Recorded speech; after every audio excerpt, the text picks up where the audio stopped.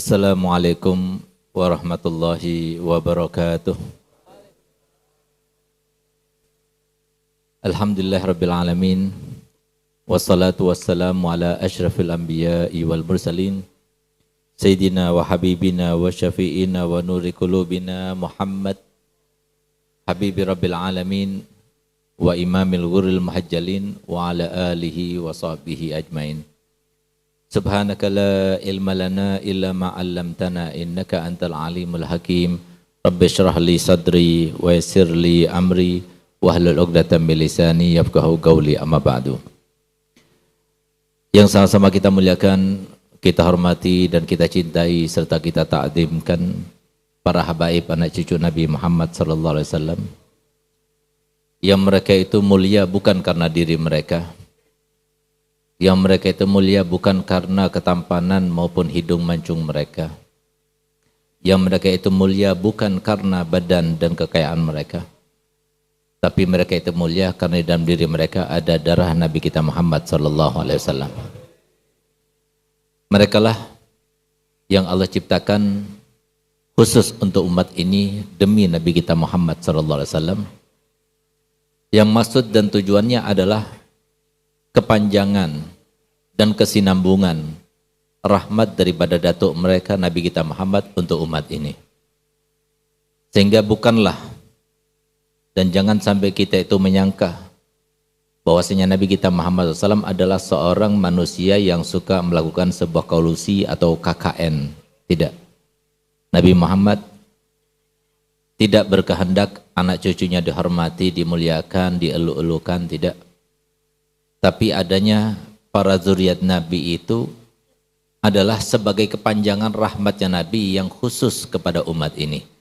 Dan merupakan sebuah keistimewaan Nabi untuk umat ini yang tidak didapatkan oleh Nabi-Nabi yang lainnya dan umat-umat yang lainnya kecuali umat Nabi kita Muhammad SAW. Sehingga Nabi SAW bersabda dalam hadisnya terkait dengan mereka, Ahlu baiti amanu li ahlil ardi kan nujumi amanu li ahlis sama. Fa idza zahaba ahlu baiti jaa ahlal ardi minal ayati ma kanu yu'adun. Keluargaku ini adalah juru aman di muka bumi ini sebagaimana bintang gemintang di atas sana merupakan sebuah juru aman bagi penghuni langit. Kalau sudah mereka tidak ada lagi, kapan habaib sudah tidak ada lagi di muka bumi?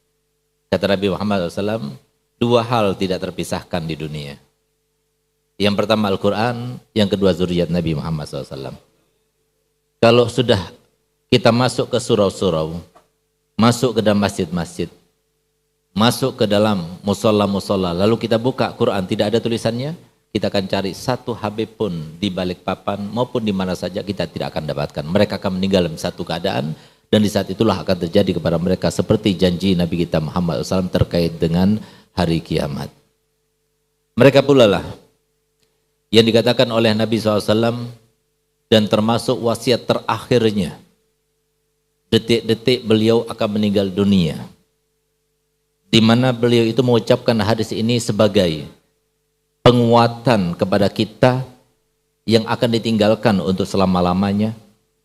Di mana beliau katakan innama ana mru'un magbut yusiku an ya'tiya rasul rabbi faujib. Aku ini adalah manusia biasa yang mungkin sebentar lagi akan datang utusan daripada Tuhanku, kemudian aku mengabulkan keinginannya. Tapi jangan khawatir kalian. Walaupun aku tidak ada, tapi perhatianku, doaku, usahaku, upayaku itu terus akan berlanjut sampai hari kiamat. Di antaranya adalah kata Nabi Muhammad, wa ana tarikum fikum as-saqalain ma in tamassaktum bihima lan tadillu ba'di abada. Tapi jangan khawatir, aku tinggalkan untuk kalian dua hal. Walaupun dua hal itu disebutkan oleh Nabi SAW sebagai as-saqalain. Kenapa? Karena memang berat. Membaca Al-Quran berat. Satu juz saja itu cuma setengah jam. Kalau kita pikirkan logika, kita lihat sinetron 1 jam. Kita baca Quran cuma setengah jam. Tapi susahnya luar biasa setengah jam itu. Kenapa demikian? Ada setannya. Begitu pula kenapa hal yang kedua oleh Nabi SAW dikatakan juga as-saqalain, karena berat mencintai zuriat Nabi, berat, nggak mudah. Jangan mudah-mudah kita mengatakan, saya ini muhibbin beb, saya cinta para habaib, belum tentu. Karena itu adalah sebuah pengakuan ibadah. Berat, tidak mudah. Sehingga Nabi SAW mengatakan as-saqalain, dua hal yang berat. Ma in tamassaktum bihima, tapi kalau kalian pegang teguh keduanya, lan tadillu ba'di abada, kalian tidak akan tersesat untuk selama-lamanya. Sudah jelas, nggak perlu ditakwilkan, nggak perlu ditafsirkan, jelas sekali artinya. Sebagaimana semua ucapan Nabi SAW sangat jelas. Hadis saqalain ini ada dua hadis, dua riwayat. Yang pertama adalah riwayat Imam Hakim dalam kitab Mustadraknya. Itu pun para ahli hadis menyaksikan dan masih membicarakan tentang sanad riwayatnya.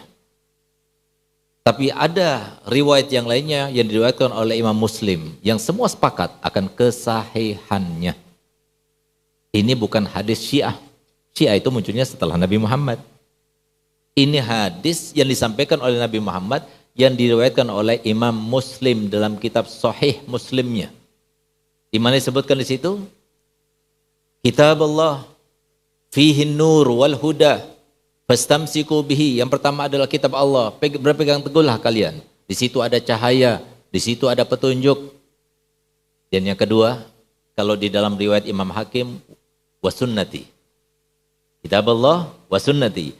Tapi dalam riwayat Imam Muslim dalam kitab Sahih Muslimnya yang sudah tidak diragukan kesahihannya, Nabi SAW mengatakan kitab Allah wa itrati ahli baiti, dan keluargaku, keturunanku. Sayangnya, entah apa maksud dan tujuan Nabi SAW dalam hadis itu, kemudian Nabi SAW bersabda begini, Uzakirukumullah fi ahli baiti. Uzakirukumullah fi ahli baiti. Uzakirukumullah fi ahli baiti. Aku ingatkan ya, awas ya kalian terkait dengan keluargaku. Aku ingatkan ya, awas kalian terkait dengan keluargaku. Aku ingatkan ya, awas kalian terkait dengan keluargaku. Kenapa Nabi SAW mengucapkan dan sampai mengulangnya 3 kali? Karena terkait dengan setan yang dia ketahui bagaimana dia itu akan mencegah umatnya itu untuk mencintai zuriat Nabi Muhammad SAW.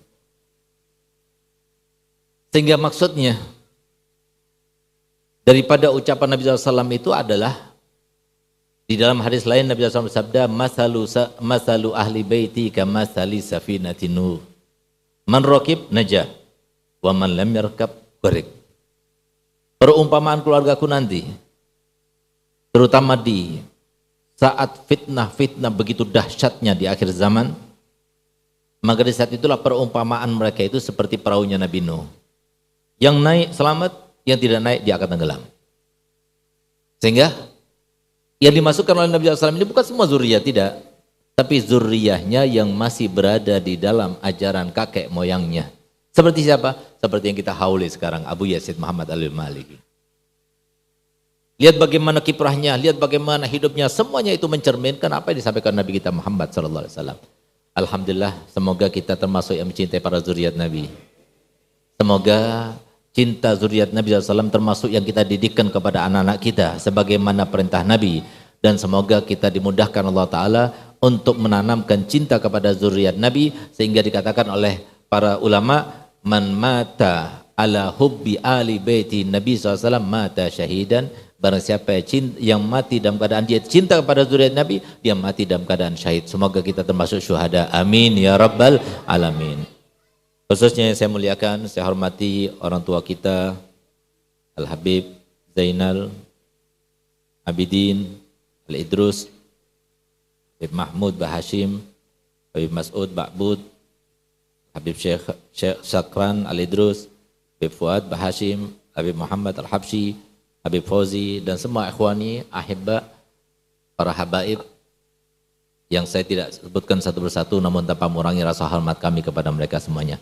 Kita doakan semoga mereka semuanya panjang umurnya, sehat badannya, dimudahkan segala urusannya, ditambah semangat dakwahnya, dan semoga ditambah cinta datuknya untuk mereka semuanya. Amin ya rabbal alamin. Yang sama-sama kita muliakan, kita hormati, kita cintai para alim ulama, yang kalau bukan karena mereka kita tidak mengenal siapa Nabi kita Muhammad. Kalau bukan karena mereka bahkan kita tidak mengenal siapa zuriat Nabi Muhammad. Kalau bukan karena mereka bahkan kita tidak mengenal siapa zuriat Nabi Muhammad. Kalau bukan karena mereka kita tidak mengenal cinta kepada zuriat Nabi Muhammad.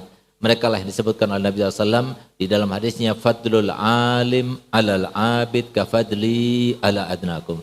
Keutamaan orang alim itu di atas ahli ibadah, di atas orang-orang yang ahli sholat, ahli taqwa, ahli akhlakul karimah, itu di atas mereka keutamaannya itu sama seperti keutamaan diriku dengan paling rendahnya sahabat Nabi. Sehingga dikatakan oleh para ulama, jangankan Nabi Muhammad dibandingkan dengan paling rendahnya sahabat Nabi. Ambil contoh. Sahabat yang termulia daripada sahabat Nabi yaitu Sayyidina Abu Bakar Siddiq. Setelah kita lipat gandakan menjadi 1 juta kali lipatnya, bisakah Sayyidina Abu Bakar Siddiq menandingi kemuliaan Nabi Muhammad? Jawabannya adalah tidak. Itulah kemuliaan para ulama. Bahkan Imam Ibn Abbas, beliau menafsirkan ayat yang berbunyi, yarfa'illahu alladhina amanu minkum walladhina utul ilma darajat. Allah Ta'ala mengangkat derajat orang yang beriman dan derajat orang-orang yang mencari ilmu. Dikatakan bahwasanya derajatnya Nabi dengan derajatnya para ulama cuma 1 strip saja. Setelah para Nabi, ulama. Setelah para ulama, ulama lagi. Terus sampai 70 derajat ulama. Padahal, kata Imam bin Abbas, antara 1 derajat ke derajat berikutnya terpaut jarak tempuh selama 500 tahun. Artinya kalau kita ingin menyamai kedudukan, kemuliaan, tinggi derajatnya para ulama di sisi Allah dan di mata Allah, maka diperlukan kita umur selama 350.000 tahun umur, kemudian kita menjadi ahli salat, kemudian kita menjadi ahli sedekah, kemudian kita menjadi ahli akhlakul karimah, baru kita bisa menyamai para ulama. Mereka yang disebut oleh Imam Ghazali sebagai sasaran seputar Nabi kita Muhammad. Apapun yang kita inginkan dalam diri Nabi Muhammad ada di dalam diri ulama. Kita ingin mendapatkan doa Nabi Muhammad, minta doa kepada ulama. Kita yang mendapatkan berkah Nabi Muhammad, cari keberkahan tersebut dalam diri ulama. Yang demikian itu kata beliau berdasarkan hadis Nabi yang berbunyi, man zara aliman faka'annama zarani, wa man safaha aliman faka'annama safahani, wa man jalasa aliman faka'annama jalasani, wa man jalasani fid dunya kuntu lahu jalisan ila yaumil qiyamah. Yang artinya barang siapa yang datang menjenguk ke rumah orang alim seakan-akan dia itu datang menjengukku. Barang siapa yang datang bersalaman dengan orang alim seakan-akan dia itu bersalaman denganku. Dan barang siapa yang duduk-duduk bersama orang alim seperti kita laksanakan pada malam ini, alhamdulillah di depan kita banyak para ulama, berarti kita sedang duduk-duduk bersama Nabi Muhammad. Lalu apa kata Muhammad, barang siapa yang banyak duduknya dengan ulama di dunia, berarti siapa mereka? Ahli majelis. Kata Muhammad, kelak nanti di akhirat akan menjadi teman dudukku. Semoga kita semua termasuk dijadikan Allah Ta'ala sebagai teman duduknya Nabi Muhammad, sehingga kita termasuk mendapatkan syafaat Nabi Muhammad, perhatian Nabi Muhammad, di dalam golongan Nabi Muhammad, melewati sirat bersama Nabi Muhammad, dan akhirnya masuk surga bertetangga dengan Nabi Muhammad. Amin, amin ya rabbal alamin. Khususnya saya muliakan Kiai Ali, Ustaz Sobri, dan semua para kiai, para asatidzah. Mohon maaf saya tidak sebutkan satu persatu, namun tanpa mengurangi rasa hormat kami dan cinta kami kepada mereka semuanya. Akhwani, ahibbai, para alumni, anak-anak Abuya Al-Habib Hasan bin Ahmad Baharun rahimahullah, dan anak-anak Abuya Habib Zain hafidahullah wa akramakumullah, yang saya muliakan, saya hormati, dan saya berterima kasih atas segala tertib dan jamuan penyambutan serta terselenggaranya acara ini berkat antum-antum para alumni, dan semoga setelah acara ini tuntas dan selesai, kalian berhak untuk mendapatkan upahnya. Upah dari Allah, upah dari Nabi Muhammad, upah dari Abuya Maliki, dan upah daripada Habib Hasan, serta upah daripada kita semuanya insyaallah berkatnya majlis yang mulia ini. Amin, amin ya rabbal alamin. Serta menjadi sebab insyaallah kalian semuanya dipanjangkan umurnya, disehatkan badannya, dimudahkan segala urusannya, diberikan melimpah harta bendanya, tajir banjir tapi tidak ada hisab di akhiratnya, dan kemudian meninggal dunia dalam keadaan husnul khotimah, dalam keadaan husnul khotimah, dalam keadaan husnul khotimah. Amin, amin ya rabbal alamin. Masyaallah muslimin wal muslimat rahimakumullah. Tentunya kalau kita akan berbicara terkait dengan kemuliaan dan kebaikan Abuya Sayyid Muhammad Al-Maliki, yang perlu untuk kita petik pelajarannya dan hikmahnya pada malam ini sangatlah panjang. Sampai sahur pun belum selesai. Tapi kita ambil penting-pentingnya saja. Melihat waktu kita yang terbatas, kemampuan kita juga yang terbatas, kesempatan kita yang Allah berikan juga terbatas. Akan tapi jangan sampai kita keluar dari tempat ini kecuali harus kita mengambil hikmah. Mengambil hikmah dan pelajaran kenapa Abuya sekarang ini sedang kita hauli. Bukan sembarang orang. Abu ini sama seperti kita. Manusia biasa yang juga makan, minum, tidur, kawin. Sebagaimana dikatakan oleh pepatah, yuladun nas kaman nas. Walaysa yamutu kamahum. Setiap orang itu dilahirkan seperti orang kebanyakan. Kita semuanya lahir dalam keadaan telanjang, gak bawa apa-apa, gak ada tanda ini bakal jadi orang kaya, ini bakal jadi orang alim, ini bakal jadi orang berpengaruh. Gak ada tanda-tanda itu. Tapi meninggalnya beda-beda. Ada meninggalnya ditangisi, ada meninggalnya disyukuri. Kita nggak paham. Akan tapi kita lihat bagaimana Abuya Sayyid Muhammad al-Maliki. Ini adalah haul yang ke-18. Abuya Hasan haul yang ke-23. Sudah berlalu lama dari kita, tapi sampai sekarang kita hidupkan. Setiap tahun berapa banyak pelajaran, hikmah diajarkan, disebarkan. Setiap tahun berapa banyak yang melaksanakan haulnya. Setiap tahun berapa banyak yang dapat hidayah karenanya. Setiap tahun berapa banyak yang dapat makanan karena beliau semuanya. Ini adalah sesuatu yang harusnya kita ambil hikmah. Berarti apa? Apakah nanti setelah kita meninggal akan menjadi seperti beliau juga? Kalau semua tidak, apakah kemudian kita berpikiran, oh nanti kan ada kehidupan yang selanjutnya, mungkin kehidupan yang selanjutnya kita akan coba. Begitulah. Tidak ada kehidupan lagi. Untuk kita beramal, kecuali untuk kita memetik hasil, iya. Di akhirat nanti. Tapi kalau untuk mengulangi apa yang kita lakukan sekarang tidak ada lagi ya. Hanya sekarang. Tapi jangan sampai kita katakan, ya Beb, Allah Ta'ala ngasih modalnya beda-beda. Abuya Maliki dikasih modal kegantengan, ketampanan, kekayaan, keilmuan dan sebagainya. Tidak, salah itu. Kalau seumpama kita katakan bahwasanya Allah memberikan kepada hambanya modal yang berbeda-beda, berarti Allah tidak maha adil. Tapi Allah maha adil. Allah diantara sifatnya adalah al-adil. Allah maha adil. Cuma kitanya yang tidak tahu, tidak tanggap, dan tidak mau mencermati. Allah Ta'ala itu maha adil. Allah Ta'ala berikan semua hambanya dengan modal-modal yang sama rata. Untuk mendekatkan dirinya kepada Allah, sama rata. Untuk mencari ridhonya Allah untuknya, sama rata. Untuk mencari kasih sayang daripada Nabi kita Muhammad SAW, sama. Cuma kita itu karena jauh daripada mereka-mereka yang tahu dengan teorinya, sehingga kita itu tidak menggunakan kelebihan kita. Padahal Allah Subhanahu wa Ta'ala menciptakan semua hambanya dengan satu corak yang sama. Satu modal. Modalnya sama-sama besar. Sebagaimana kalau kita berdiri sama-sama tinggi, kalau kita duduk sama-sama rendah, sama persis. Buktinya apa? Buktinya coba kita lihat. Saya baru datang tadi sore. Sampai sekarang di Balikpapan dan sekarang mengisi di Haul Abuya di Balikpapan. Adakah di Balikpapan yang mirip dengan wajah saya? Saya kira nggak ada. Di sini nggak ada. Bukan mentang-mentang saya ketampanan, tidak. Tapi yang mirip sama saya nggak ada. Di Balikpapan nggak ada, di Kaltim nggak ada, di Kalsel nggak ada, di Indonesia nggak ada, di dunia nggak ada. Anak saya nggak beda sama saya. Gantengan anak saya masih. Artinya apa? Semua orang beda-beda. Kenapa kok harus ada yang jelek, ada yang ganteng, ada yang hitam, ada yang putih, ada yang merongos, ada yang enggak merongos giginya, ada yang gendut, ada yang kurus, ada yang ada cacatnya, ada yang tidak ada cacatnya. Apakah Allah Ta'ala berarti dengan begitu tidak adil? Tidak, Allah Ta'ala adil. Kenapa? Allah menciptakan semua makhluknya dengan satu model ciptaan, satu konsep ciptaan. Apa itu? Setiap makhluknya ada kelebihan dan ada kekurangannya. Setiap makhluknya ada kelebihan dan ada kekurangannya. Siapa yang paling tahu dengan kekurangan dan kelebihan? Yang paling tahu adalah Nabi Muhammad. Lalu siapa yang paling tahu dengan kelebihan dan kekurangan setiap orang? Yang paling tahu adalah sahabat-sahabat Nabi Muhammad. Kenapa? Karena belajar pada Nabi Muhammad.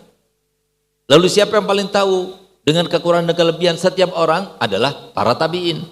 Lalu siapa yang paling tahu setelah itu? Para ulama.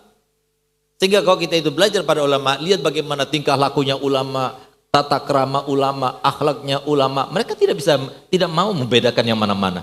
Tidak ada kebencian sama sekali dan sebagainya. Kenapa? Karena mereka yang lebih tahu. Masing-masing itu Allah berikan kemuliaan dan kekurangan. Siapa yang tidak tahu kepada Sayyidina Umar bin Khattab? Sayyidina Umar bin Khattab itu sebelum masuk Islam itu adalah seorang pembunuh, seorang peminum. Bahkan beliau itu membunuh anaknya sendiri. Tapi lihat, kemudian menjadi khalifah Rasulullah yang kedua. Kenapa? Karena dia belum betul menggunakan kesempatannya. Semuanya dikasih sama. Jangan kita itu memvonis orang lain.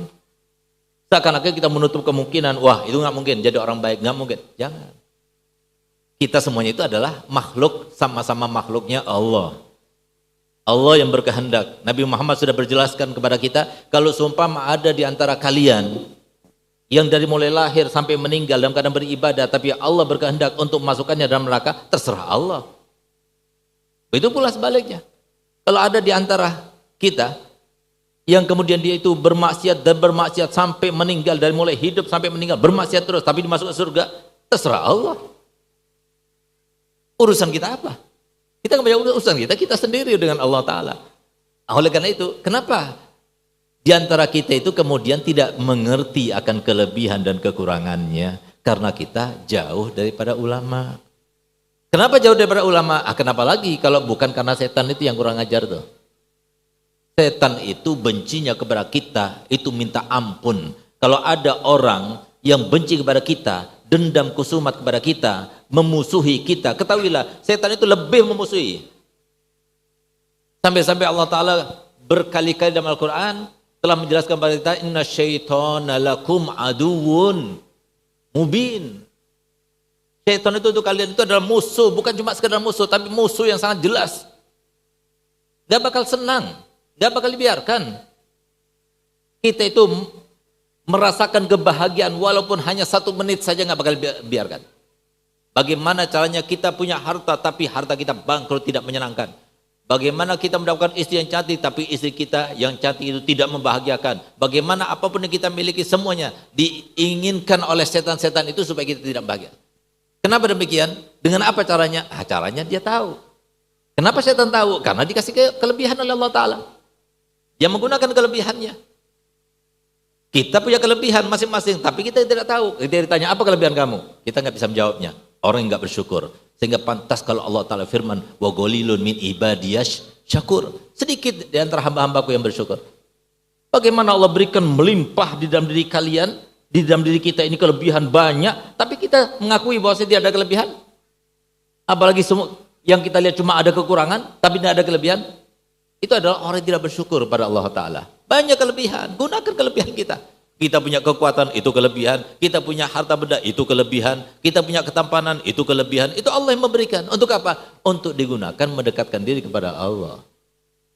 Tapi ketika kita itu kemudian dengan kelebihan kita, lalu kemudian kita terseret, terbawa, terjerumus dengan tipuan-tipuan setan untuk supaya kita tidak bahagia dan tidak merasa dengan kelebihan yang Allah berikan kepadanya, maka habislah kita. Itulah yang terjadi. Oleh karena itu kita akan berbicara bagaimana Abu Yazid Muhammad Alwi al-Maliki ini menjalani kehidupannya dan tidak jauh daripada hidayahnya sehingga menjadi orang yang sangat luar biasa yang sampai sekarang kita hauli, yang kita ambil pelajaran bagaimana kemudian kita akan mempersiapkan keturunan kita supaya bisa seperti Abu Ya. Yang pertama kali, tidak ada satu orang pun yang besar. Besar dengan arti yang sesungguhnya. Bukan cuma besar badannya, cuma besar pengaruhnya, tapi besar semuanya, walaupun badannya tidak besar. Besar sebutannya, bukan cuma dalam hidupnya, walaupun setelah meninggalnya. Besar di mata Allah, besar di mata manusia, besar di antara ahli langit, besar di muka bumi. Nah itu besar yang semacam itu. Tidak ada yang besar kecuali karena kedekatan mereka kepada Nabi Muhammad atau sahabat Nabi Muhammad atau tabi'in para sahabat Nabi Muhammad atau para ulama Nabi Muhammad. Dari mulai zaman Nabi Adam sampai hari kiamat nanti, tidak ada orang yang besar kecuali orang yang dekat kepada Nabi Muhammad atau sahabat Nabi Muhammad atau tabi'in sahabat Nabi Muhammad, atau ulama Nabi Muhammad. Kalau semua ada orang yang besar, bukan karena mereka, maka tidak mungkin dia itu besar. Besar cuma di dunia, besar sebentar, tapi kemudian mungkin dia itu akan dijadikan bahan ejekan, dijadikan bahan kutukan, dijadikan bahan hujatan dan sebagainya. Tapi kalau yang besar sesungguhnya, besar hidupnya, besar setelah meninggalnya, dan besar nanti di akhirat, tidak mungkin kecuali kalau dekat kepada Nabi Muhammad, sahabat Nabi Muhammad, tabi'in sahabat Nabi Muhammad, atau ulama Nabi Muhammad. Kita lihat Al-Habib Alwi bin Abbas Al-Maliki, salah satu daripada pengaruh baik dan pengaruh positif, serta suatu taksir yang Allah berikan berkat kedekatan kita dengan para solihin. Sayyid Abbas orang alim, dan beliau itu suka kepada para zuriat Nabi dari kalangan Al-Husaini, karena beliau dari kalangan Hasani, terutama yang datang dari Hadramut. Suatu waktu datang Al-Habib Ahmad bin Hasan Atos. Habib Ahmad bin Hasan Atos salah satu daripada guru kita, dan bersama pada para alumni Dalwa semuanya, beliau adalah salah satu guru kita, dan mengetahui guru dan silsilah itu hukumnya wajib harusnya. Sebagai apa? Tanda syukur kita kepada mereka. Jangan sampai disebutkan fulan, kita nggak tahu itu guru kita atau bukan. Sama seperti kita datang ke sini, kita tidak dihawil. Saya datang ke Balikpapan, saya tidak dihawil. Saya tetap akan datang walaupun nggak dihawil. Tapi kurang ajar itu murid itu. Hawil itu disapa, diperhatikan, dimuliakan sebagai guru. Itu namanya hawil, itu namanya gitu. Kalau saya ke Balikpapan, saya nggak dihawil, kira-kira gimana perasaan saya? Sama. Guru kita seperti itu. Ya kita harus tahu dengan silsilah. Alhamdulillah, kami hafal silsilah dari Habaib maupun silsilah bukan dari Habaib. Alhamdulillah, sampai kepada Nabi Muhammad SAW. Kenapa? Orang yang hafal silsilah itu, orang tua itu, paling tidak 7 saja. 7 guru ke atas. 7 guru nasab kita, 7 nasab kita. Dari ayah atau dari ibu, maka akan dijamin dunia dan akhiratnya. Alhamdulillah gini-gini, saya ini cucu daripada Sunan Ampel, alhamdulillah. Walaupun dari ibu. Saya adalah Segaf bin Hasan Bahrun, saya punya umi Ubabah Syarifah Khadijah binti Muhammad Al-Hinduan. Uminya, beliau seorang ibu nyai, keluarganya kiai, Nyai Asma. Nyai Asma, ibunya Nyai, ibunya Nyai Asma itu adalah Nyai Khafifah. Uminya lagi Nyai Ma'iyah. Nyai Ma'iyah, uminya Nyai Sanuri. Nyai Sanuri ini istrinya Kiai Samuddin. Samuddin anaknya Kiai Harun Arongan. Kiai Harun Arongan anaknya Kiai Abdul Akhir Arongan. Kiai Abdul Akhir Arongan anaknya Kiai Zidki. Kiai Zidki anaknya Kiai Abdul Karim Balangan. Kiai Abdul Karim Balangan anaknya Kiai Syis. Kiai Syis anaknya Sunan Derajat di Manyar, di Kuanyar, Madura. Dan Sunan Cendana di Kuanyar. Sunan Cendana anaknya Kiai Khatib. Kiai Khatib anaknya Sunan Derajat anaknya Sunan Ampel. Alhamdulillah, saya hafal. Makanya jangan kaget kalau saya punya alpat. Dunianya dimudahkan. Yang nggak hafal ya salah sendiri. Kenapa nggak hafal? Kan sudah dikatakan dijamin dunianya akhiratnya. Nah, ini termasuk seorang cucu yang dia itu berterima kasih pada cucunya. Alhamdulillah, Al-Fakir Segaf bin Hasan bin Ahmad bin Husain bin Tahir bin Umar bin Hasan bin Ahmad bin Syekh bin Abdullah bin Harun bin Muhammad bin Abdullah bin Agil bin Abu Bakar bin Ali bin Harun bin Hasan bin Ali bin Muhammad Jamalulail bin Hasan Al-Muallim bin Muhammad Asadullah bin Hasan At-Turabi bin Ali bin Faqih Mugaddam bin Ali bin Muhammad Sabil Marbat bin Ali Khalid Gasam bin Muhammad bin Alwi bin Muhammad bin Alwi bin Ubaidillah bin Ahmad Muhajir bin Isa Ar-Rumi bin Muhammad An-Nagib bin Ali Uraidi bin Ja'far Sadiq bin Muhammad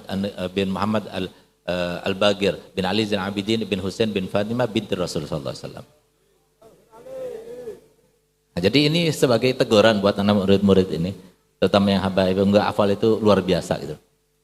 Kalau ditanyakan mau fulus enggak? Mau fulus, tapi enggak mau ngafal. Mau alpat enggak? Mau alpat, tapi enggak mau ngafal. Ya salah sendiri, biar saya saja yang punya alpat. Ya, jadi ini untuk apa? Untuk kita paham. Habib Ahmad Satos adalah guru kita. Siapa Habib Ahmad Satos? Habib Ahmad Satos itu adalah seorang wali yang dia itu matanya buta dari semenjak kecil. Tapi walaupun buta, mata hatinya tidak buta. Kadang-kadang dia itu jalan tanpa dituntun. Karena mata hati itu bisa menembus sampai di balik tembok itu apa, itu beliau bisa. Beliau, Habib Ahmad Santos, adalah karomahnya banyak sekali. Di antaranya beliau itu pernah kawin sama seorang wanita dari Bani Yazid. Diceraikan. Setelah 20 tahun lagi, 20 tahun diceraikan, beliau bermimpi datuknya Nabi Muhammad SAW. Kamu kembali lagi pada istrimu. Nanti dari istrimu itu kamu akan punya anak namanya Ali. Dia akan menjadi penggantimu nanti. Dan ciri-cirinya ada 3. Yang pertama dia dilahirkan dalam keadaan bercela. Yang kedua dia dilahirkan dalam keadaan tangannya ada cacatnya. Dan yang ketiga dia dilahirkan dalam keadaan sudah disunat. Subhanallah. Balik lagi kepada wanita yang pernah dikawinkannya 20 tahun yang lalu. Begitu dia kawin punya anak Sayyidina Ali. Dan Habib Ali ini yang menjadi penggantinya Habib Ali bin Ahmad bin Santos. Ini Habib Ahmad bin Santos karomah. Ketika Habib Ahmad bin Santos datang ke rumahnya Sayyid Abbas Al-Maliki, Muhammad bin Alwi bin Abbas Al-Maliki, Habib Abbas ini punya anak perempuan semuanya. Dapat anak perempuan, dapat anak perempuan lagi, dapat anak perempuan lagi. Sampai akhirnya putus asa dia. Karena perempuan semua. Karena katanya kalau punya anak perempuan 1 itu dingin, kata dingin. Punya 2 dingin, punya 3 kedinginan. Sehingga bahkan kedinginan dia minta yang laki biar gak panas sedikit. Tapi kalau punya anak laki kan panas biasanya gitu. Subhanallah. Beliau menggunakan salah satu cara dan metode bagaimana kita itu mendapatkan kebaikan daripada wali. Orang wali itu, dia itu akan mengeluarkan karomahnya itu malu. Bukan malu kepada kita, tidak, malu kepada Allah. Karena sudah dimanja. Lahumul busyra fil hayati dunya wa fil akhirah. Mereka mendapatkan kabar gembira. Di dunia kabar gembira, di akhirat nanti juga kabar gembira. Sehingga apa? Sudah mereka itu merasa dimanja betul Allah Ta'ala. Mau minta sesuatu itu malu. Sehingga satu-satunya cara kalau kita ingin mendapatkan karomahnya wali harus dipaksa. Ini beliau pakai cara seperti itu, tapi jangan kita main maksa. Kalau maksa sampai akhirnya kurang ajar, itu hati-hati. Malah kebalikannya akhirnya. Gitu. Jadi sama seperti diceritakan Habib Ali Habsyi Sayyidul Maulid, ada seorang maling. Dia biasa maling. Akhirnya dia itu melihat ada seorang yang mandi di sungai, bajunya dicentelkan di pohon. Akhirnya Pak dilihat baju itu tidak ada yang menjaganya, diambil, dipakai. Begitu dipakai ternyata itu bajunya wali, langsung jadi wali. Tapi jangan karena kita itu pengen niru, akhirnya sendalnya saya dipakai, dicuri begitu. Akhirnya belum tentu menjadi wali, akhirnya malah sebaliknya, na'udzubillah itu. Nah, jadi ada caranya. Apa yang dilakukan Sayyidina Abbas? Sayyidina Abbas berkata begini, Beb, saya nggak mau engkau keluar dari rumah ini kecuali engkau keluarkan karomah. Karomah apa? Saya nggak punya karomah. Enggak, pokoknya harus ada karomah. Pokoknya kalau kamu itu nggak doakan, saya akan gigit tanganmu. Dipegang tangannya gigit. Gigit. Akhirnya Pak, udah lepasan. Enggak, pokoknya nanti doakan dulu. Pastikan dulu. Oh iya, anda doakan. Apa? Saya minta anak laki-laki.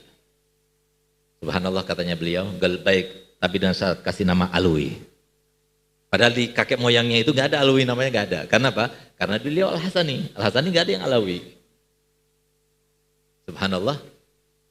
Hamil istrinya dan keluarlah Habib Alwi Al-Maliki, ayahnya Sayyid Muhammad Maliki. Radhiyallahu anhu ardah wa rahimallah rahmatal adhar. Seorang yang Masya Allah, kalem, akhlaknya luar biasa, lembut perhatiannya pada ilmu agama. Dari mulai lahir sampai besar, sampai tua, semuanya urusannya ilmu, akhlak yang baik. Terus itu yang dilakukan. Keluarlah Habib Muhammad Maliki dengan metode pendidikan yang berbeda.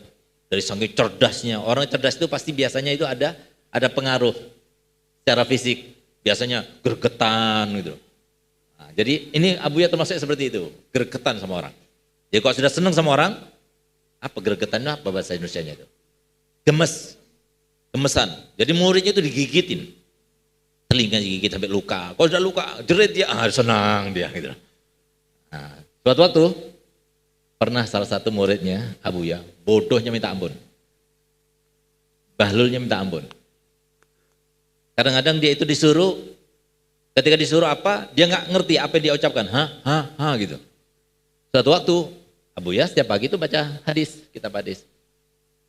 Hanya sampai kepada giliran dia baca. Gerak walad. Gitu.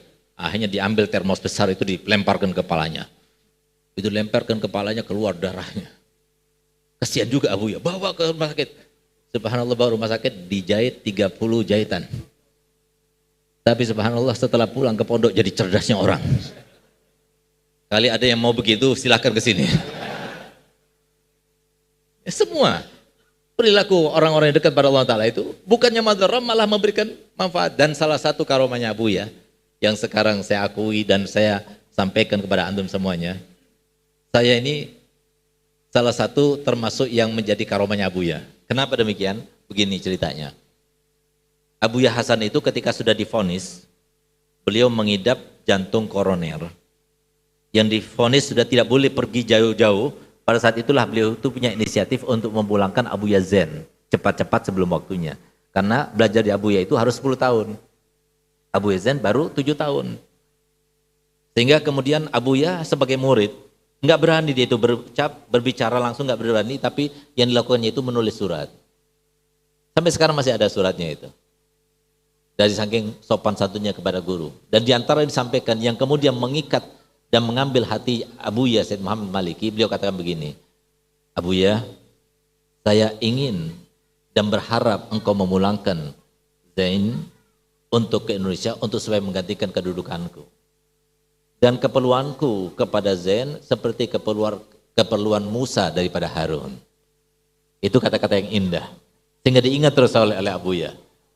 Di saat itulah kemudian Abuya setelah itu, walaupun pada waktu itu karena dia tidak menampakkan membolehkan, dia pura-pura nggak perhatian kepada Abuya gitu loh, nggak dihawil. Jadi datang nggak ditoleh sama sekali karena minta izin. Paling tidak senang Abuya kalau datang wali murid mau minta izin itu nggak senang gitu loh. Tapi Abuya Hasan sabar aja. Subhanallah, kemudian tiba-tiba Abuya Hasan dipanggil. Lalu dikatakan begini, ya Hasan, saya akan pulangkan Zaini. Habib Zain panggil Zaini, ada segaf hagak, wahada Zain hagi. Abuya selalu bilang begitu kepada Abuya Hasan. Akhirnya katanya Abuya, bisyarat, dengan syarat, segaf harus pulang dulu. Harus tunjukkan kepada Anas huruf nihai, baru nanti Anak pulangkan Zaini. Nah itu sampai sekarang saya tidak tahu apa hikmahnya, kenapa saya disuruh pulang dulu sebelum Abuya Zain, karena alhamdulillah ketika saya pulang ternyata saya dapat 9 bulan saja. Dari hidupnya Abuya sebelum wafat, dan Abuya Zain cuma dapat 6 bulan. Jadi 3 bulan setelah saya pulang, Abuya Zain menyusul. Nah, jadi setelah 6 bulan Abuya Zain pulang, Habib Hasan meninggal dunia. Subhanallah, di saat itulah kemudian Abuya itu memanggil saya sambil membuka tangannya lebar-lebar begini. Saya pikir mau meluk saya kan. Saya buka juga lebar tangan-tangannya, saya mendekat. Begitu mendekat, kepala saya dipegang. Lalu digigitnya. Sampai sekarang bekas gigitnya masih ada. Ya, ini bekas gigitannya Abuya. Itu giginya itu sampai ke gigi saya, krek, bunyi. Darahnya banyak keluar. Kalau sudah berdarah, ketawa dia. Nah, kalau sudah senang sama orang begitu. Nah, jadi kayak mau dapat hal panas gitu loh. Nah, jadi supaya ngurangi panasnya begitu. Jadi jangan salahkan. Ini ada sesuatu yang diberikan oleh beliau, itu ada rahasia di balik itu.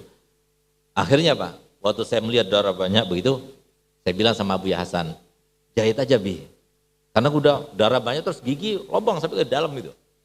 Katanya Abuya Hasan, tidak, nggak usah jahit, nanti tutup sendiri, sembuh sendiri. Itu Abuya Hasan, Abuya, itu gigit kamu itu mau ngasih sir sama kamu. Supaya kamu nanti jadi seorang khotib, jadi ahli pidato. Subhanallah. Jadi di antara saudara-saudara saya yang ahli pidato karena doanya Abuya, karena gigitannya Abuya di sini. Jadi ini sir di antara karomahnya Abuya. Nah, jadi ini salah satunya. Saya tidak maksa, tapi dipaksa sama Abuya, digigit berdarah baru. Nah, jadi seorang wali itu begitu caranya. Kalau mau keluar karomah itu seperti itu caranya. Jadi harus paksa. Subhanallah, keluar Said Alwi Al-Maliki. Abuya Said Muhammad Alwi Al-Maliki keluar daripada Said Alwi Al-Maliki yang tidak jauh daripada ilmu. Begitu lahir, didikannya Said Alwi Al-Maliki istiqomah. terkait dengan ilmu, akhlak, kemuliaan dan sebagainya, sehingga sampai Abuya ini banyak orang yang mengatakan kalau kita mau lihat Nabi Muhammad, lihatlah pada Abuya. Dari segi ketampanannya luar biasa, coba lihat, indah, melihat wajahnya itu luar biasa. Melihat imamahnya, bahkan ada yang mengatakan kalau pengen lihat bagaimana Nabi SAW menggunakan imamah, seperti imamah Abu Yazid Muhammad Maliki. Seperti itu imamahnya Nabi SAW, seperti itu. Dan Nabi Muhammad SAW begitu mencintainya. Sehingga apa? Kalau semua ada sesuatu yang terjadi, maka keputusan itu enggak langsung diambil sendiri oleh Abu Yazid Maliki. Tapi apa? Langsung dapat dari isyarat Nabi SAW. Di antaranya melalui murid-muridnya. Jadi ada salah satu muridnya namanya Kiai Taifur yang ada di Jawa Tengah itu. Itu Kiai Taifur itu adalah salah satu di antara muridnya yang sering bermimpi Nabi Muhammad SAW. Jadi kalau waktunya anak-anak belajar itu, yang lainnya suruh belajar, kalau dia itu lagi ada maksud, ada tujuan, maka Kiai Taifur nggak boleh hadir pelajaran, suruh tidur aja. Tapi kalau bangun nggak mimpi Rasulullah, dipukul dia. Nah itu Abuya. Nah jadi subhanallah, Abuya ini adalah seorang yang sangat luar biasa. Akhlaknya yang paling utama yang harus kita tiru untuk kita para dai, para doa. Jangan kita merendahkan ilmu. Jangan kena kita merendahkan ilmu. Ilmu itu ya'lu walau ila ilmu yang ada kita ini milik siapa tahu. Selalu beliau katakan, itu miliknya Nabi Muhammad. Sekarang ini lagi nitip di tempat kamu. Hormati. Siapapun di antara kita yang merendahkan ilmu itu, maka Allah akan merendahkan dia. Dan siapapun yang memuliakan ilmu itu, Allah akan memuliakannya. Karena ilmu itu adalah miliknya Nabi Muhammad SAW. Di sinilah beliau itu selalu, kalau beli apa-apa itu, nggak mau yang murah. Kenapa? Beliau katakan, setiap orang yang punya ilmu, berarti dia itu harus memposisikan dirinya seperti posisi sumber ilmu, yaitu Nabi kita Muhammad. Sehingga kami, Abu Yazen, dan kami diajarkan oleh Abuya langsung, untuk mengajarkan membeli segala sesuatu itu li'izzatil ilmi. Kalau sudah kita membeli sesuatu li'izzatil ilmi, maka sesuatu yang kita miliki itu bukan menjadi dunia akan menguji kita, tapi bahkan dunia yang akan membantu kita untuk mendapatkan akhirat. Beli mobil untuk izzatul ilm. Beli rumah izzatul ilm. Semuanya untuk izzatul ilm. Kalau sudah izzatul ilm berarti apa? Bahkan salah satu contoh kenapa saya ini rajin olahraga. Jadi mungkin antum-antum sendiri kalau lihat saya main bola, alhamdulillah Liga Dalwah hampir selesai. Rabu malam Kamis besok final. Tahu siapa yang masuk final? Nah, yang masuk final itu klubnya Habib Segaf sama Habib Ahmad Baharun. Kita masuk final besok. Kenapa saya itu olahraga? Karena saya diajarkan oleh Abu Yazid Muhammad Maliki, kita orang punya ilmu ini, kita ini bukan milik kita. Kita ini bukan milik kita. Kita milik Rasulullah. Jaga pakaiannya, jaga cara makannya, jaga. Kenapa? Kita dipandang. Orang tidak memandang kita, orang mau hormat kita. Karena apa? Karena ilmunya Nabi Muhammad. Bukan karena kitanya. Orang memandang kita karena kita itu mirip pakaiannya dengan Nabi Muhammad. Makanya orang memuliakan kita. Kita ini adalah salah satu yang memposisikan diri kita sebagai posisi Nabi kita Muhammad SAW. Sehingga jaga semuanya. Saya makan jaga, saya tidak berusaha gemuk dan sebagainya, jaga. Karena apa? Karena untuk menghindari. Jangan sampai ini, Ustaz Segaf ini nggak mengamalkan dengan ilmunya itu. Takutnya seperti itu. Gitu. Kenapa? Mohon maaf, saya nggak mau gemuk karena 4 hal. Ya jangan tersinggung yang gemuk, saya nggak mau lihat orang yang gemuk. Gitu. Nah, jadi yang pertama apa? Karena orang kalau gemuk, kalau datang ke rumah orang, jangan salahkan kalau Sahibul Bait itu su'don kepada kita. Wah ini orang gemuk pasti makannya banyak nih. Emang enak disudoni orang. Yang kedua, kalau seumpama orang gemuk, istrinya kebetulan nggak gemuk, harus minta maaf terus dia. Itu zalim itu. Yang kedua. Yang ketiga, kalau dia masih gemuk, jangan meninggal dulu. Kenapa? Karena takut yang bawa jenazahnya itu, karena keberatan sampai dia su'don, ini keberatan dosa kali gitu. Yang keempat, saya nggak mau gemuk karena apa? Karena Nabi Muhammad telah bersabda dalam hadisnya, diantaranya adalah di antara tanda-tanda hari kiamat nanti banyak umatku yang gemuk-gemuk. Saya nggak mau jadi tanda-tanda akhir zaman. Ya semoga jadi shock terapi bagi yang gemuk-gemuk insya Allah. Amin ya rabbal alamin. Masalahnya apa? Masalahnya antum semuanya para dai, bukan milik antum, antum milik Nabi Muhammad. Antum adalah asetnya Nabi Muhammad, jaga, olahraga, makan teratur dan sebagainya. Kenapa? Karena antum dibutuhkan umat. Kalau sudah gemuk, mohon maaf, orang gemuk umur 70 tahun jarang sekali. Pikirkan itu apa maksudnya. Nah, oleh karenanya jaga kesehatan semuanya. Untuk apa? Untuk Nabi Muhammad, sebagaimana Abu Yam Maliki. Walaupun Abu Yam Maliki gemuk, tapi beda sama kita. Gemuknya Abu Yam Maliki tidurnya cuma sebentar. Sholatnya lama. Luar biasa, zikirnya. Jadi setiap malam itu, beliau itu nggak tidur kecuali hatam Quran, hatam kitab. Jadi kitab itu harus dibaca. Di samping beliau itu ada yang baca terus sampai ketiduran. Setiap malam, setiap pagi, kalau tidur itu harus baca kitab. Sehingga 1 tahun itu dia menghatamkan kitab sebanyak paling sedikit 215 kitab setiap tahunnya. Setiap hari harus baca kitab. Beda sama kita tidur sama ngorok kita. Ini beliau tidak. Nah, jadi oleh karena itu maka Abu Yam Malik ini adalah sebuah cerminan bagaimana kita menghormati dan memuliakan ilmu. Apalagi sampai naudzubillah kita yang punya ilmu kita merendahkan diri kita dengan kita itu meminta-minta dan sebagainya. Kalau kita minta untuk agama, untuk ma'had, nggak jadi masalah. Tapi kalau kita minta untuk pribadi, walaupun tampak dari cara kita ngomong dan sebagainya, itu ada sesuatu yang sangat anti. Daripada al-ilmu harbun lil fatal muta'ali kasaili harbun fil makanil ali. Ya, itu adalah seseorang yang sombong untuk ilmunya. Tapi kalau sombong untuk dirinya, ilmu tidak akan sampai kepada dirinya. Tapi kalau sombong untuk ilmunya, itu ada sesuatu yang bagus. Karena apa? Ilmu itu nggak ada yang menghiasi seseorang lebih daripada ilmu. Oleh karena itu para hadirin yang dimuliakan Allah Ta'ala, Abuya ini adalah orang yang sangat roman. Kenapa? Abuya itu berpegang teguh kepada perkataan Nabi SAW dan selalu beliau itu mengulang-ulang. Kok bisa-bisanya ya orang-orang yang enggak percaya kepada Muhammad yang telah bersabda, "Mana qasomalu min sadaqah bal yazdad bal yazdad bal yazdad." Tidak akan berkurang namanya harta itu dan sedekah, bertambah, beruntung. Yang pada malam ini membantu acaranya ini tersengaja para donatur, insyaallah berlipat-lipat ganda sebanyak. Kenapa? Tidak akan berkurang, bertambah dan bertambah. Saya masih teringat saya punya abah, Habib Hasan itu. Kenapa setiap ingin mendapatkan sebuah pertolongan daripada Allah Ta'ala itu, kenapa sedekah dulu? Karena sedekah itu adalah sebaik-baiknya wasilah. Wabtagu ilaihil wasilah, sebaik-baiknya wasilah itu sedekah. Kalau kita ini sedang berceramah, kita sedang memberikan pengajian, mungkin antum senang. Tapi kalau semua di samping saya ada orang yang bagi-bagikan uang, kalian tidak akan perhatian pada saya, perhatian pada yang punya uang. Gak ada yang lebih menyenangkan lebih daripada uang, gak ada.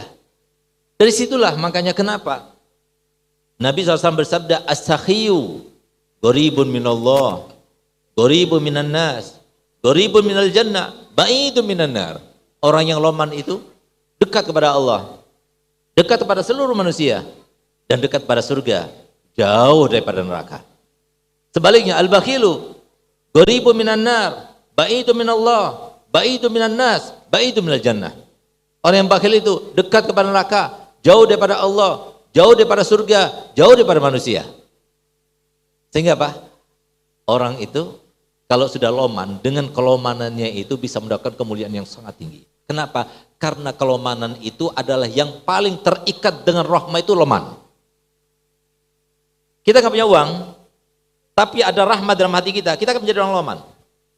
Walaupun sedikit kita akan berikan. Tapi kalau sudah orang bakhil, itu pasti nggak ada rahmatnya. Kalau orang loman, pasti rahmat. Tapi kalau orang bakhil, pasti nggak rahmat. Orang bakhil, pasti kurang rahmatnya. Tapi kalau orang loman, pasti rahmat. Nah, itulah yang dimasukkan ar-rahimuna yarhamumur rahman, irhamu man fil ardi yarhamukum man fis sama. Oleh karenanya, Abuya ini pernah suatu waktu, salah satu contoh lihat bagaimana Abuya tidak suka kalau ada orang itu yang akan melebihi daripada orang-orang alim. Dia nggak suka. Ada satu orang datang kepada Abuya. Biasanya kalau datang ke Abuya kan pasti ada anak-anak murid yang jaga di pintu. Ada apa? Mau ketemu siapa? Sudah janjian belum? Tujuannya apa? Hajatnya apa? Dan sebagainya. Ditanya dulu. Ini orang datang dengan mobilnya yang bagus dan sebagainya. Dia bawa tas. Sehingga apa? Mau kemana? Saya mau ketemu Abuya. Ada apa? Ada perlunya. Saya Pasti senang nggak? Abuya senang nanti ketemu saya. Suruh, kasih tahu aja, saya pesuruh fulan, sebutkan namanya orang kaya. Abuya nggak suka digituin. Abuya paling nggak suka kalau semua direndahkan. Apalagi sebutkan nama orang kaya dan sebagainya. Tidak ada satupun di antara murid-muridnya, Abuya, yang diperkenankan untuk menerima uang dari selain Abuya, nggak boleh. Kalau ketahuan, marahnya luar biasa.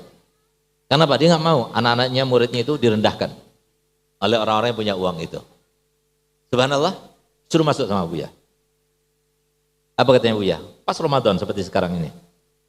Ini uang dari Fulan bin Fulan, orang kaya itu. Apa katanya? Buka. Dibuka 500-an, satu tas kecil.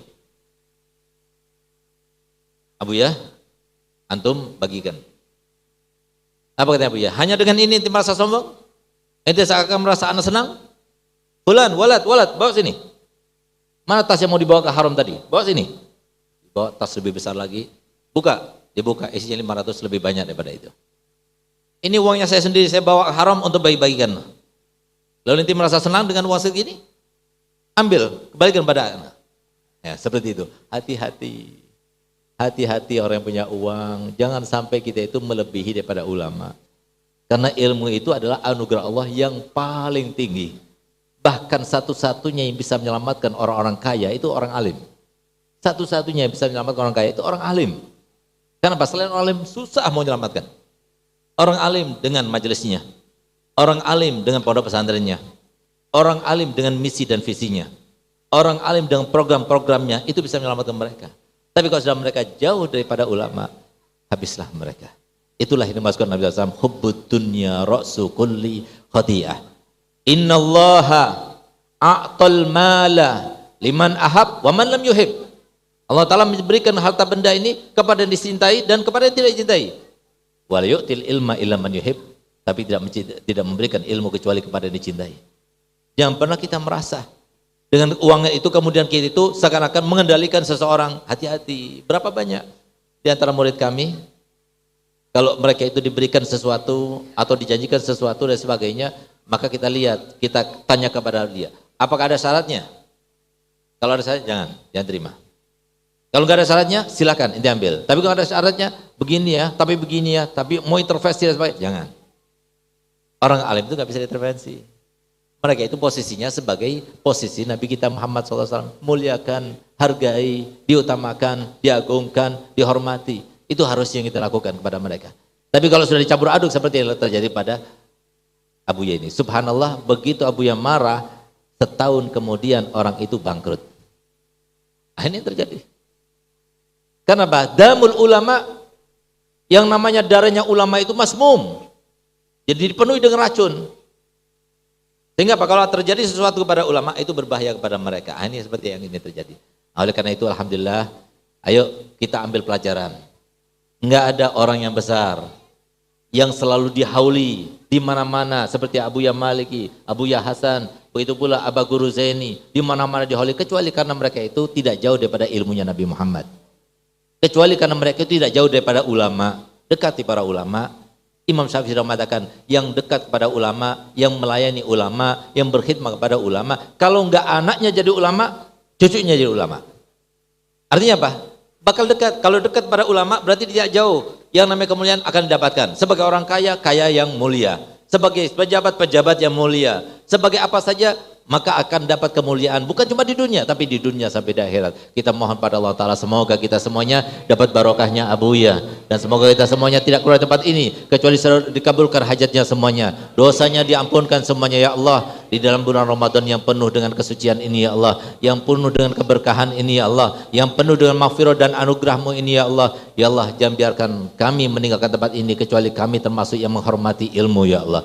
Termasuk yang memuliakan orang yang punya ilmu ya Allah. Ya Allah, jadikanlah kami termasuk orang yang punya ilmu itu ya Allah. ilmu yang bermanfaat ya Allah, bermanfaat di dunia dan bermanfaat di akhirat. Ya Allah, jadikanlah ilmu yang kami miliki membanggakan Nabi Muhammad. Ya Allah, jadikan ilmu yang kami miliki Allah menyambungkan diri kita kepada Nabi Muhammad. Ya Allah, jadikan ilmu yang kami miliki Allah memuliakan kami di dunia sampai di akhirat nanti ya Allah. Ya Allah, jadikanlah anak-anak keturunan kami dan siapapun keluarga kami, siapapun kerabat kami, siapapun teman kami, siapapun sahabat kami, siapapun yang berkaitan dengan kami ya Allah, semuanya selamatkan daripada fitnah akhir zaman.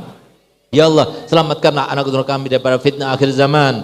Ya Allah, jadikanlah negara kami ya Allah, negara Indonesia, negara yang penuh dengan keberkahan, penuh dengan anugerah, penuh dengan keamanan, penuh dengan kesejahteraan. Ya Allah, kalau Engkau berkehendak ya Allah, sebagaimana Engkau telah tanamkan di negeri kami yang tercinta ini banyak kekayaan, ya Allah, kembalikan kekayaan itu kepada kami ya Allah, kembalikan kesejahteraan itu kepada kami ya Allah, kembalikan keamanan itu kepada kami ya Allah, berkatnya Abu Yazid Muhammad bin Maliki, berkatnya para guru-gurunya sampai pada Nabi Muhammad SAW, berkat keutamaan majlis yang kita melaksanakan pada bulan Ramadan ini ya Allah. Ya Allah, jadikanlah semua hajat kami kabulkan. Di antara kami yang belum pernah bermimpi Nabi Muhammad, jadikanlah kami termasuk bermimpi Nabi Muhammad ya Allah.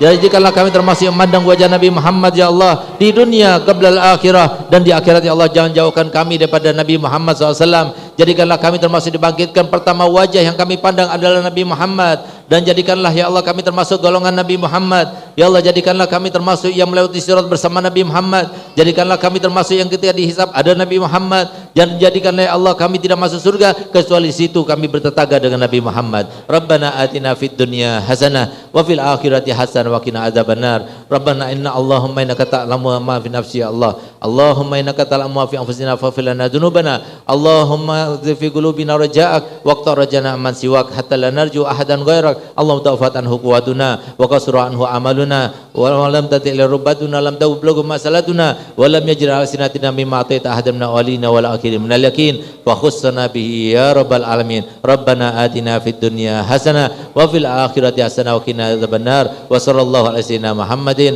wa alihi wasallam alhamdulillahil alamin bihaqi Allahumma salli wa sallim ala sayyidina Muhammadin sahibil busyara salatan tubashiruna biha wa ahlana wa auladana wa jami'a masyayikhina wa mu'allimina wa talabatana wa talibatina min yamina la ilaha yaumil akhirah.